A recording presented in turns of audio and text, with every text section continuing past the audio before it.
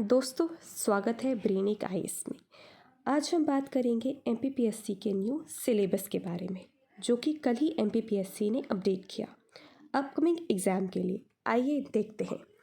जैसा कि आप सब जानते हैं कि सबसे पहली यूनिट जो है वो चेंज कर दी गई है।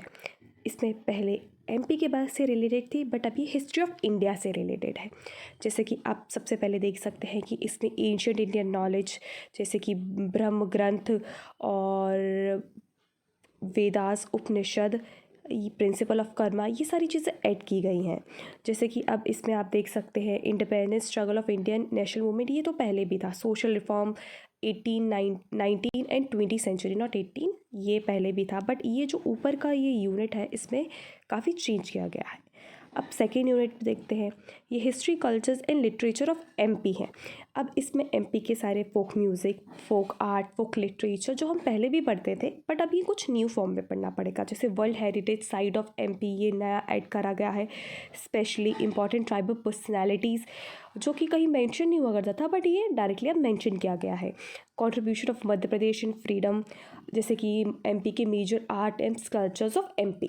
ठीक है, अब देखेंगे ज्योग्राफी ऑफ इंडिया। सबसे जो मेजर चीज़ है जो ज्योग्राफी में आया है, अब हमें ज्योग्राफी इंडिया और एमपी की पढ़नी है। वर्ल्ड ज्योग्राफी इसमें से हटा दी गई है, पर अब इंडिया की ज्योग्राफी में कुछ चीज़ें ऐड की गई हैं, जैसे कि el nino, la nino, southern oscillation, west disturbance, ये सारी चीज़ें ऐड की गई हैं।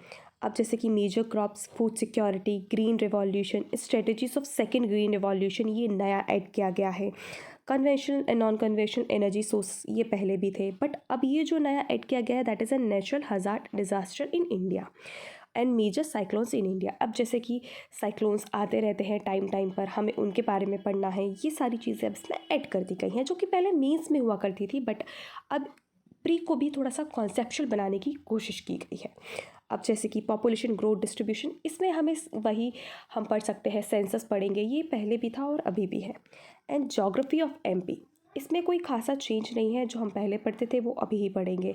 Just like forest product, season, temperature, soil, water, conventional, non conventional, industries of MP, ये सारी चीज़ें वही हैं। फिफ्थ में भी कोई खास चेंज नहीं है, इसमें पॉलिटी है जो कि हम पहले भी पढ़ते थे और अभी भी पढ़ेंगे।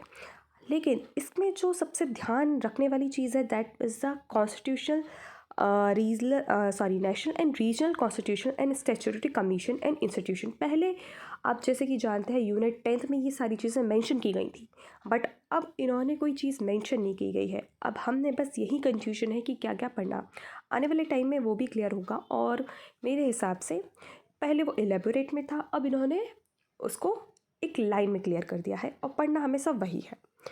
अब जैसे कि 3 टायर, पंचायती राज, सिविल एडमिनिस्ट्रेशन सिस्टम, ये सब नया ऐड किया गया है। गुड गवर्नेंस ऑफ एमपी, जो कि मीन्स का टॉपिक था, अब यहाँ प्री में ऐड कर दिया गया है।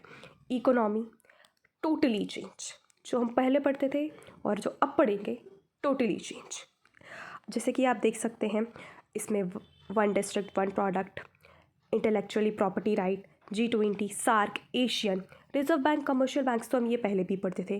जैसे कि आप देख सकते हैं population and human resource development, education, health and skill in MP, ये नई चीज़ है, ये अपन को पढ़ना पड़ेगा। Process and sustainable development goals in MP, ये भी आप ध्यान रखेंगे।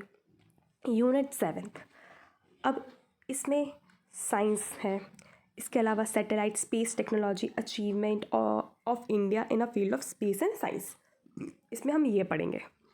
जैसे कि अब इसमें स्ट्रक्चर ऑफ ह्यूमन बॉडी है। अब Indian scientific research institution and their achievements भी पढ़ना है। और सबसे नोटिस करने वाली बात यह है pollution, natural calamities and management, इस पर हमें बहुत ध्यान देना है। अब 8th नंबर की जो यूनिट है ये पहले भी सेम थी और अभी भी सेम है, इसमें कोई खासा चेंज नहीं है। इंफॉर्मेशन एंड कम्युनिकेशन टेक्नोलॉजी, ये पहले भी सेम था और अभी भी।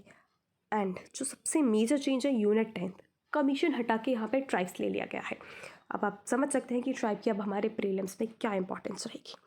ट्राइब्स के बारे में हमें सब पढ़ना है, जैसे ट्राइब्स का कल्चर, उनकी डायलेक्ट, उनके स्पेशल ट्रेडिशंस, उनकी स्पेशल आर्ट, फेस्टिवल्स, मतलब एक तरीके से हमें ट्राइब्स को काफ़ी इंपॉर्टेंस देना है। अब पहले इतना नहीं देना पड़ता था। फोक कल्चर, लिटरेचर, एमपी जो हम पहले भी पढ़ते थे, बट अब ये थोड़ा सा न्यू फॉर्मेट में पढ़ना है। चीज़ें वही हैं, बस थोड़ा सा अरेंज ऊपर या नीचे कर दी गई है। इसमें घबराने की कोई बात नहीं है, बस ध्यान से पढ़िए। Wish you luck. Thank you.